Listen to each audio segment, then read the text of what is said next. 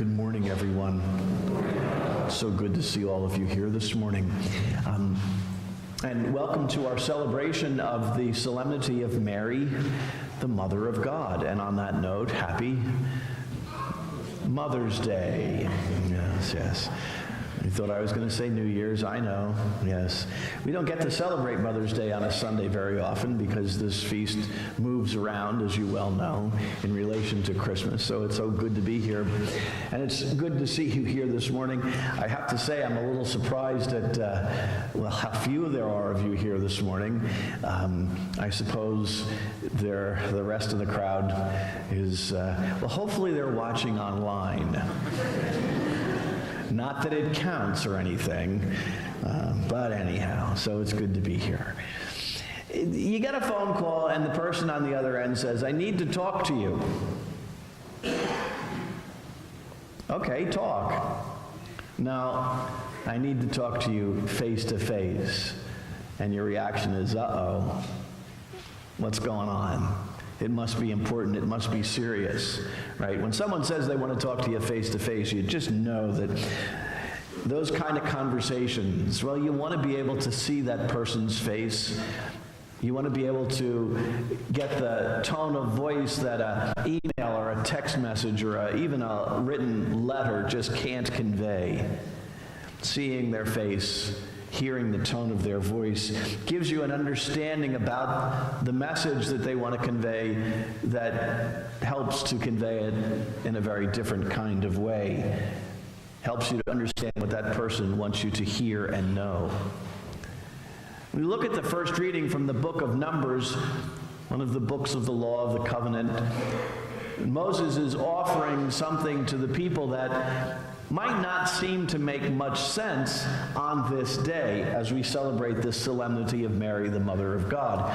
Moses is saying the words of the Lord bless you and keep you. The Lord let his face shine upon you and be gracious to you. The Lord look kindly upon you and give you peace.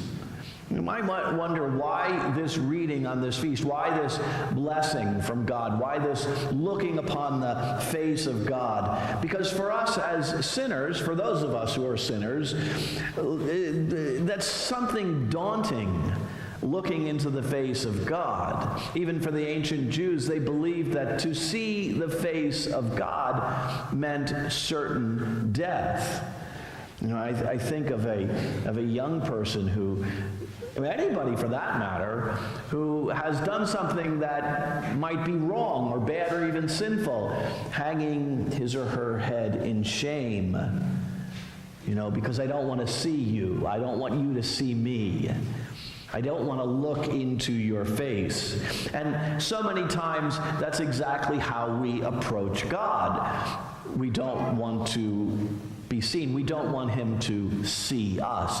We can go into confession, the anonymous confession. I don't want Father to know who I am because he might think bad of me. But the Bible speaks about this as it speaks about our relationship with God and our search for God, when it says, as the deer longs for running streams, so my soul longs for you, my God. There's this longing that we all have for God.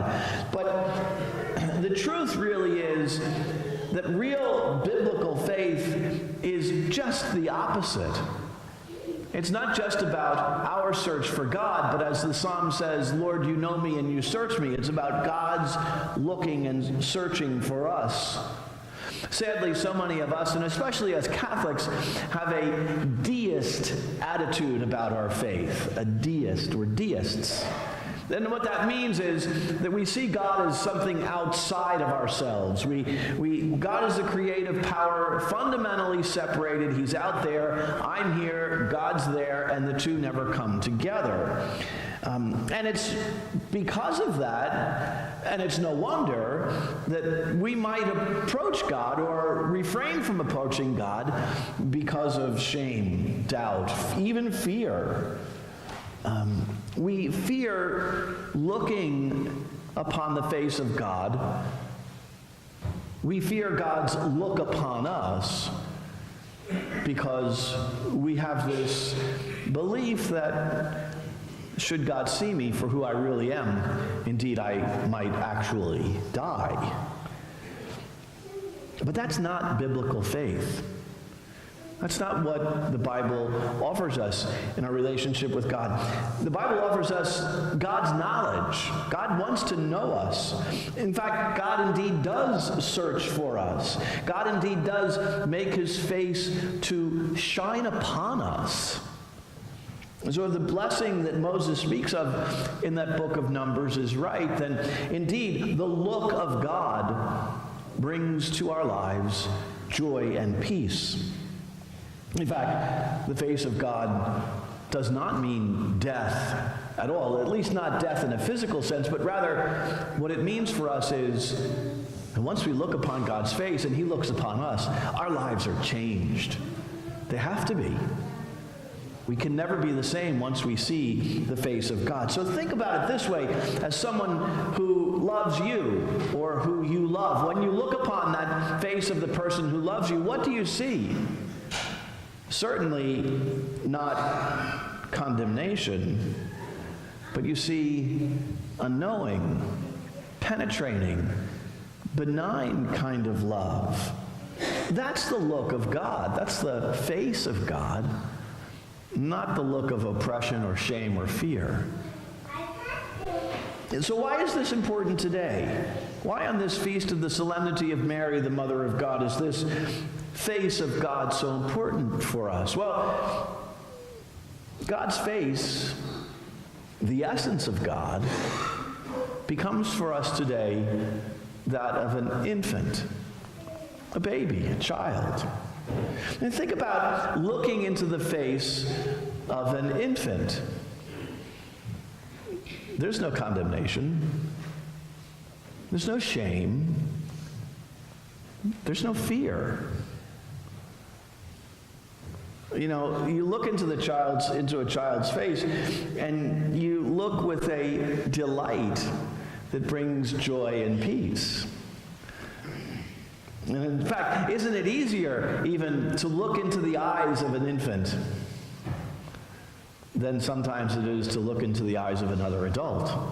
It's easier, isn't it? So what would any mother do? Any mother of an infant child, what would she do? She shows off her child. She shows us the infant that has been born. She shows us the face of her child. And so we have the shepherds who go in haste to Bethlehem and find Mary and Joseph and the infant lying in the manger. Imagine what the shepherds see when they see this child. Fear, condemnation, oppression? No. Joy and peace, love.